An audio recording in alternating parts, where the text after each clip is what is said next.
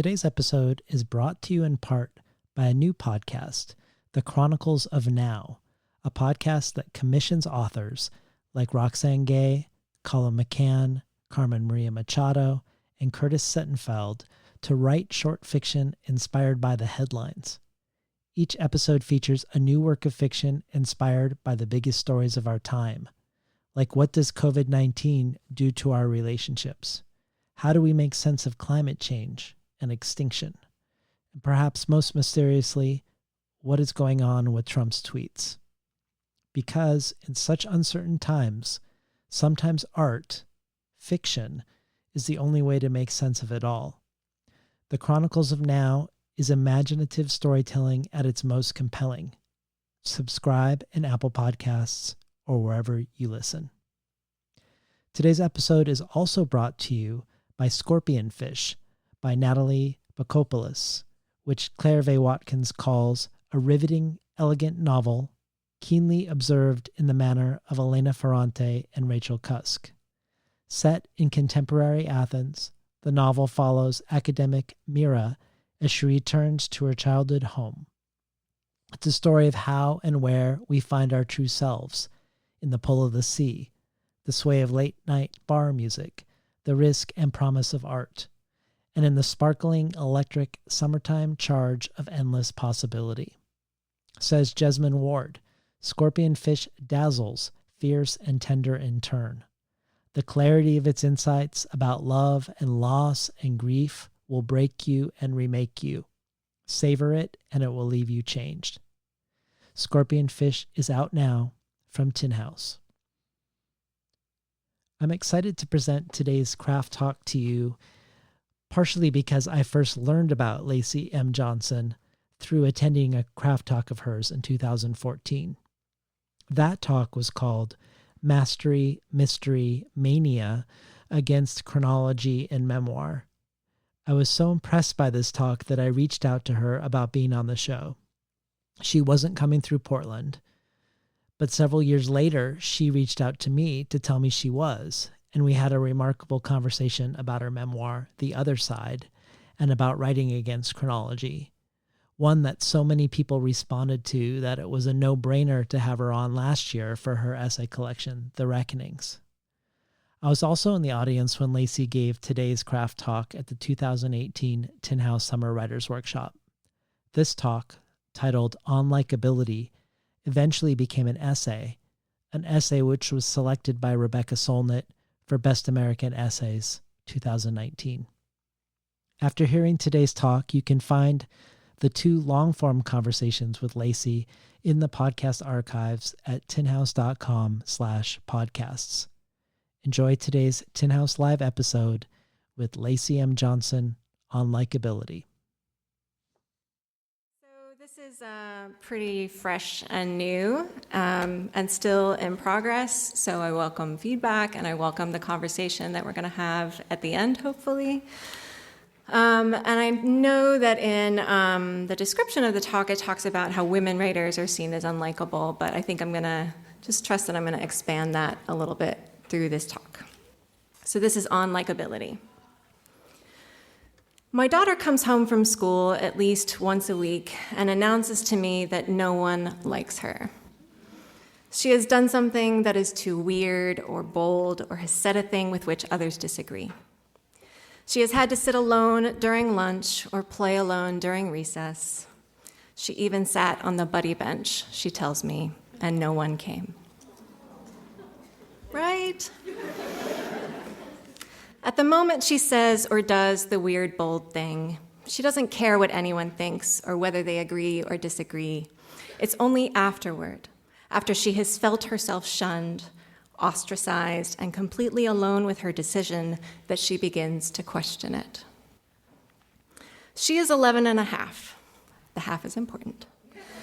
When I was 11 and a half, I liked to play the Commodore 64 and read choose-your-own-adventure novels, and I liked making tapes of my favorite songs that I recorded off the little radio my parents let me have in my room. I'm old. I liked New Kids on the Block. I liked them so much I called it love. And I liked sitting next to my friend Lana McVeigh on the long bus ride home when we would talk for hours about who we liked better, Joey or Donnie. I like Joey. She liked Donnie. She is wrong. No, it's okay. I've grown as a person.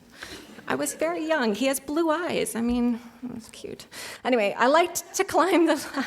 She's making such a face. She's like, no, wrong. We can talk later.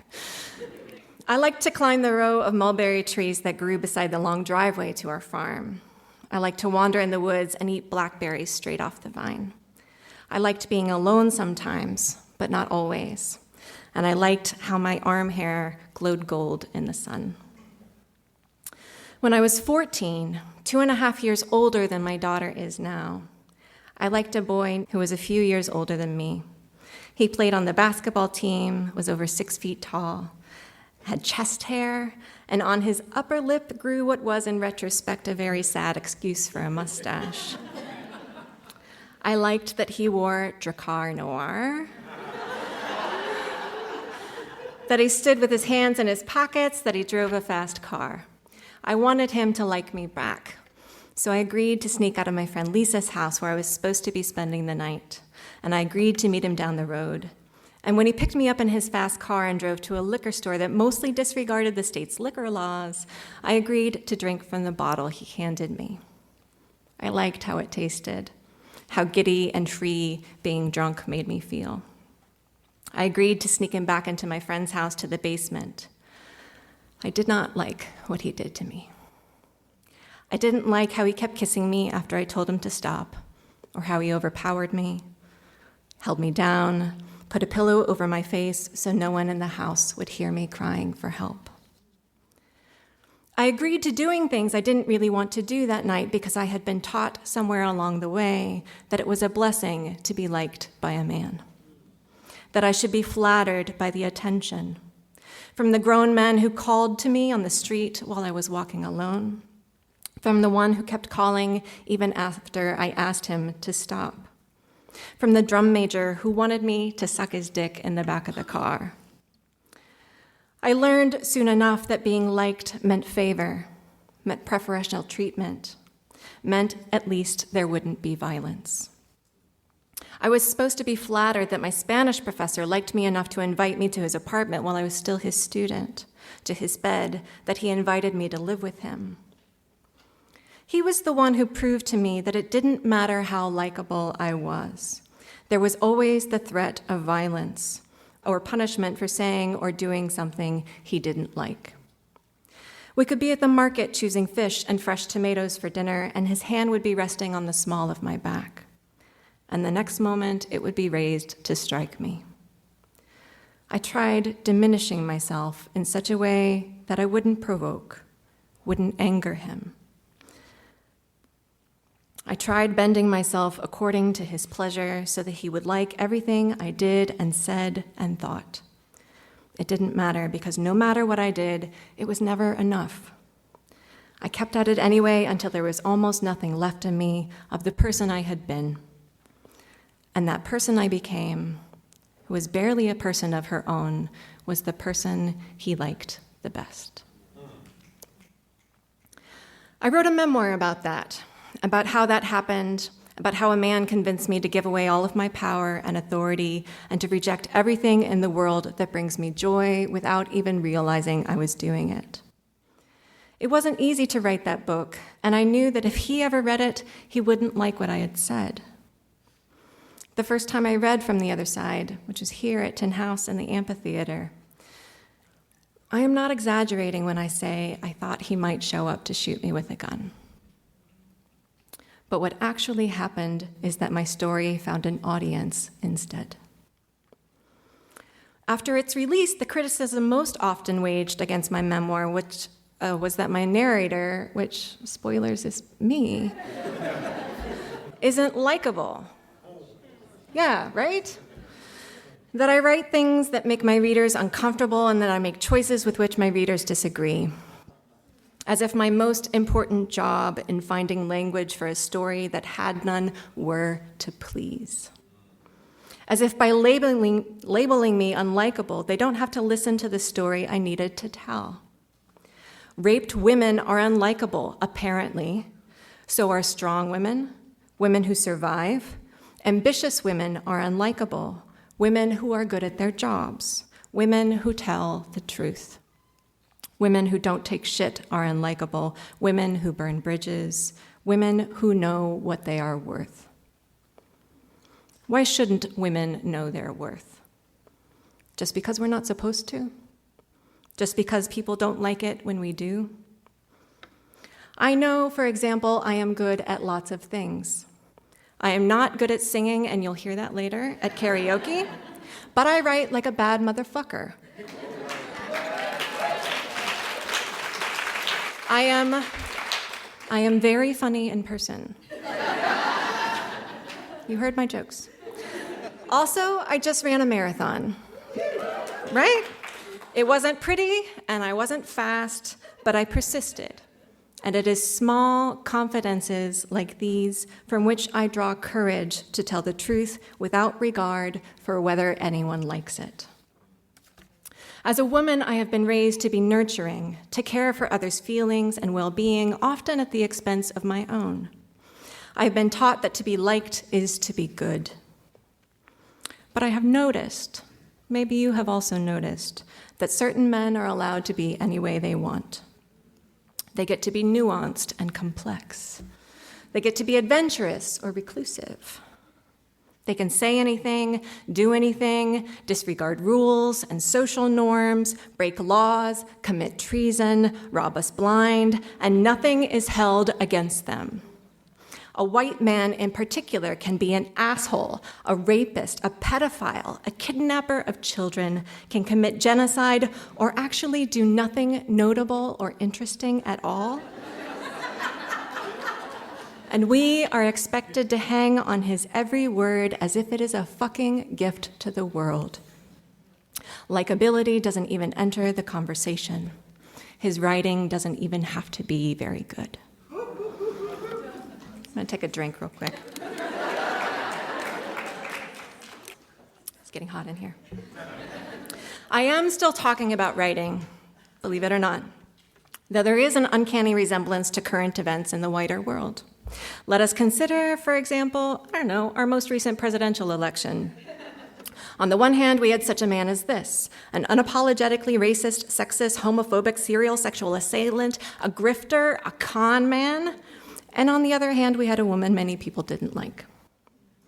That election cycle reminded us of all the words for an unlikable woman. She was a bitch, a cunt, a hag, a harpy, a twat, a criminal. She was unbearable, unelectable, unlikable. Unlikable to whom? I'm saying women are told we are unlikable, but let's be honest, this pressure isn't exclusive to women, especially not just to white women. The world tells black women they are unlikable when they are angry, even though they probably have the most reason to be angry. I find it unlikable that more of us aren't angry alongside them. The world tells black men they are unlikable when they are too confident, too intelligent, when they behave like kings, when they are not men, but children who reach into their pockets or stand together on corners. People who have immigrated to this country are told they are unlikable when they take American jobs. They're just as unlikable when they do not work. They are unlikable when they cross the border in the desert under the cover of night and when they come through a checkpoint in the middle of the day. We put their stories in cages. This is not a metaphor. When the stories from any group of people are so consistently policed because of the way they look, or the configuration of their bodies, or the choices they have made about how to live their lives, what kind of family to build, how to love, how to worship God or not, or the language they speak, or the country where they were born, or because someone does not like the things they have to say. We should understand that likability is not a question of craft, but of sexism, racism, homophobia. It's a question of bigotry.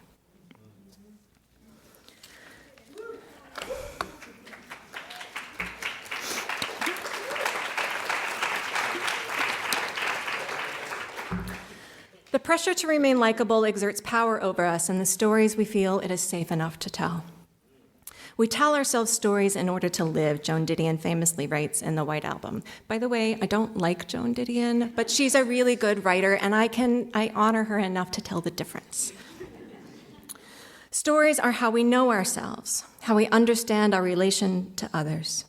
Stories are the lenses that allow us to look at the chaos of the world and see with clarity and wisdom. We remember our past through the stories we tell about our mistakes and successes, and through these stories we teach our children lessons for the future. We resolve conflicts through stories, especially those of us inclined toward a tidy narrative arc. Stories keep us sane. They give us meaning. As a writer of nonfiction, I understand that if some of us tell stories in order to live, others must tell our stories in order to survive. In my own life, the stories I have told have created paths for me that did not previously exist. They have helped me to escape from prisons of my own making or another's. They have become the form through which I have made the case for my own humanity or another's. What I have found to be the most powerful about these kinds of stories is that they are almost impossible to deny. This is not to say that people haven't tried to negate or degrade or defame the stories I have told. That's my point. But my point is also that when I tell a story that is mine and true, they cannot simply say no, because the truth is not a request. It is not a question, and it requires neither permission nor forgiveness. I want to pause for a moment to talk about forgiveness. Yesterday, Kiese, in what was a very generous and brilliant craft talk, he told us that he lied in his writing because he wanted to be forgiven for a story that he hadn't even begun telling. I was up there on the balcony with my hand raised the whole time because I wanted to say that forgiveness is not the point. If you come to the page to ask for forgiveness, you have come to the wrong place. Forgiveness asks everything from the forgiver. It asks her to give her pain away, to act as if the harm never happened. It's the wrong question to ask. I'm not interested in letting go of my pain, but in transforming it into strength and letting that transformation transform me. I have made so many mistakes. And I experience those mistakes I have made as guilt and as a burning shame. But I can tell a story that transforms that too. Not by taking the other person's pain away, because it isn't mine to take, but rather through understanding the harm that I have done and the pain that I have caused in another. This is what I mean by a reckoning. It means I take responsibility for the pain that I have caused. It means I feel that pain in myself, and I also feel it in you. This kind of reckoning is, to me, the first step toward reconciliation. The pressure to be likable keeps us from doing this hard work. It keeps us from telling the truth, not just on the page, but also in the lived experience of our daily lives. Each day we go to great lengths to be likable. Some of us spend hours altering our bodies so that we can be better liked. We starve ourselves to be thinner. We bind, we constrict, we take up less space. We make ourselves paler or darker. We cover up or we show more skin. We tell lies to survive and to fit in. We feel pressure to disfigure ourselves on the page in these same ways. We constrict our stories because we are told they do not deserve to occupy space in the world. We tidy up our histories to make them more presentable to others. We carve up lifetimes of mistakes and wrong choices until it is only a shell of the truth, which isn't really any kind of truth at all. Sometimes I am afraid of what I write. I want to be liked, but the thing is I don't need to. We all want to be accepted. It's part of what makes us human. It gives us society and culture. We communicate to others through turning towards them or turning away. It's the original binary code. You should be a little afraid of the story you are telling too. If you're not afraid that maybe somebody won't like it, you're still not telling the truth. Listen, there will always be some people who don't like what you have to say. I recently spoke on a panel at a conference in Iceland with Dr. Yuknovich and Professor Phoebos, actually. She's way up there. What's up, girl? And I told the attendees, which was a room full of mostly women, kind of like this, and maybe 2 cis hetero dudes. And I told them that I don't actually care whether men like my writing. There are specific men whose opinion matters to me. My husband, several friends, the men running this conference, the men in this room who are writers who I really admire. But as a demographic, no. I don't actually care at all whether men like my work. There was some movement and a stir, kind of like this. After the talk, both of the 2 men who were in that room approached me. One was the conference organizer, because they wanted to tell me they didn't like what I said.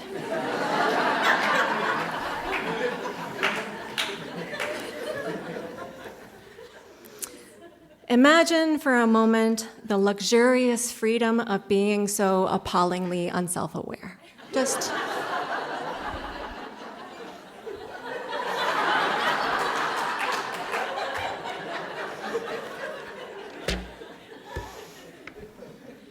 maybe now those men call me that bitch, which is fine. I'll put it on a tote bag. Maybe they call me a cunt, a hack, a whore. I don't have to answer. That's not my name. I know my name. The other day, a white man gave my new book a bad review. He didn't like it.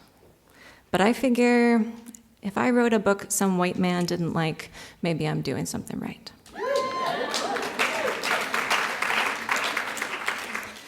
I see it all the time with my students. I teach undergraduates in my real job, in my regular job. This is a real job, but that's where I have to go every day. This is like vacation with bourbon. I teach undergraduates, and every semester someone who's usually a woman, by the way, asks me privately how to handle what people will think about what she has written. Her parents don't know, or her friends don't know, or someone might not like what she has to say. She always thinks first of changing it, of giving up before she's even ever really begun. I have a friend who is revising her first book, which is a memoir. She called me the other day, which is a lot because I hate to talk on the phone. It's like, I will take a bullet for you, I will give you a kidney, I will talk to you on the phone. That's the sort of like, so she called me. The chapter she was asking for help with a chapter that was giving her particular trouble. The chapter tries to tell the story of a day when she watched several of her former friends harassing a group of kids outside a shelter for LGBT youth. But in the scene, as she had written it, it wasn't at all clear that that was what was happening or what her role was in what was going on. My friend said she was thinking about cutting the scene entirely because she couldn't figure out how to explain what had happened without making her friends and her look like they were being bigoted assholes. But weren't you being bigoted assholes? I asked. She hesitated. Well, yes. Then what's the problem? I wanted to know. She said she was worried people wouldn't like her, if that's what she said. In a writer's group online, a woman posted about having finished a draft of a memoir about being abused by her brother and how she had sent this draft of a memoir to her father for his review, which is as fucked up as it sounds, since her father had for all of her life shielded her brother from the justice that she deserved. She wrote to the group about her concern about her father's reaction. "I'm afraid he won't like it," she said, as if his feelings should be her primary concern. Think of all the emotional labor this requires. Planning each of your actions and weighing them against the emotional consequences they might have on every person, and bending yourself in anticipation of what others might feel. Always scaling back your own desires and rejecting your own needs. It requires a constant negotiation of what you can say and do in the world, constantly diminishing yourself because the effect it might have on other people, which, by the way, you cannot possibly control or predict. Think honestly, really, for a moment, how much time you have spent in your life replaying conversations you have had where you worried you said the wrong thing. How you were maybe too short with that person in the checkout line, or too forward with that dude you met on Tinder. How maybe you shouldn't have cut off that woman in line at the grocery store. How maybe you speak too much in meetings, or make your views too known. How much time have you wasted fretting about whether or not other people like you?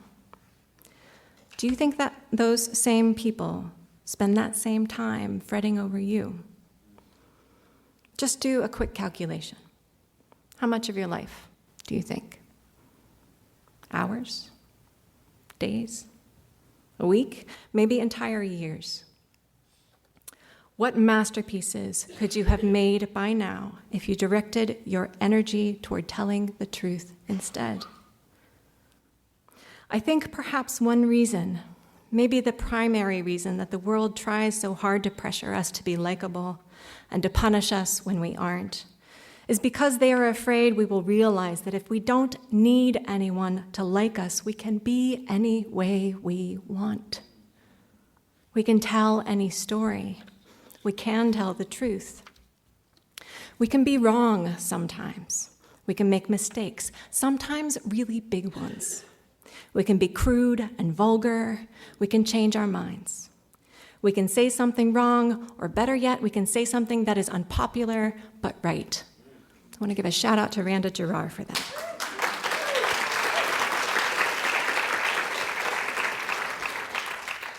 We can admit that we have sometimes loved the wrong person, or gave away too much of ourselves in exchange for fame or favor or fortune. We can tell the stories of our addictions, our falls from glory, our kink, and our abuse. We can tell the hard truth we learned at rock bottom. And we can admit that it's precisely by climbing back from that lowest place that we have drawn power and strength. We can let ourselves be vulnerable enough to admit our most unforgivable errors, to find our way back from the brink of oblivion. And even if no one likes the story we have to tell, there is no story, none at all, that makes any of us unworthy of love. My darlings, I want to tell you this. There is a truth that lives inside you, and no one can give you permission to tell it except yourself. You can tell the whole thing, the full truth, and you deserve to. You deserve to tell the story of your anger and heartbreak and regret, your foolishness and apostasy, and your unquenchable thirst for revenge.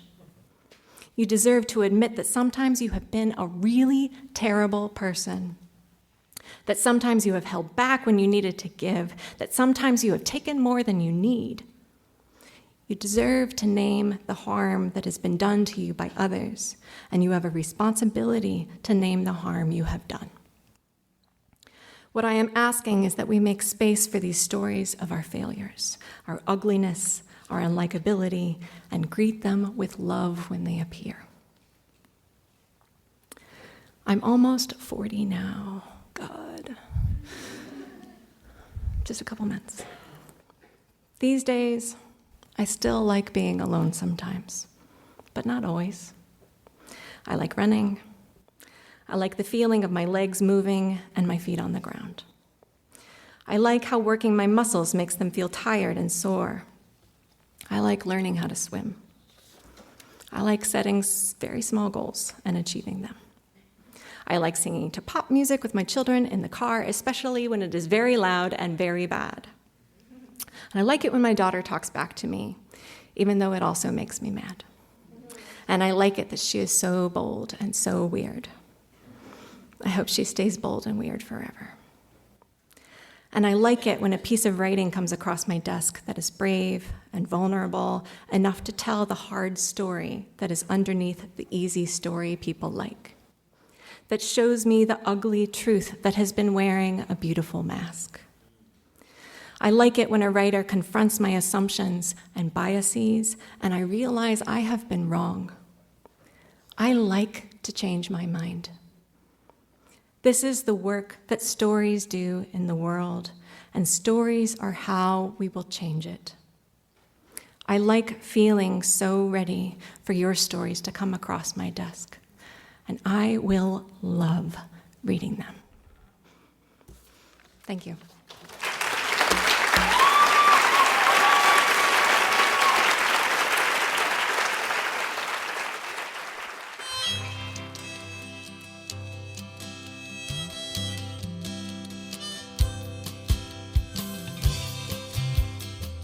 Today's program was not recorded at the studios of KBOO, but at the volunteer-powered, non-commercial, listener-sponsored, full-strength, makeshift home office of me, David Naiman. You can find more of Lacy M. Johnson's work at lacymjohnson.com. And don't miss our 2 conversations, one about her memoir, The Other Side, and the other about her essay collection, The Reckonings. Both can be found at tinhouse.com/podcasts. If you like what you've heard and are interested in supporting the show, you can find out more at patreon.com/betweenthecovers or at tinhouse.com/support. I'd like to thank the Tin House team who tirelessly helped me make the show run as smoothly as it does. Elizabeth DeMeo and Elisa Ogie in the book division, Jacob Valla and Jeremy Cruz in the art department, Yashwina Cantor in publicity, and Lance Cleland, the director of the summer and winter Tin House Writers Workshops. Finally, I'd like to thank Imre Lodbrog and Barbara Browning for creating the outro. Their album Imre Lodbrog, A Sapatita Me, can be found on iTunes. Barbara Browning's trove of ukulele covers can be found at soundcloud.com/Barbara Browning.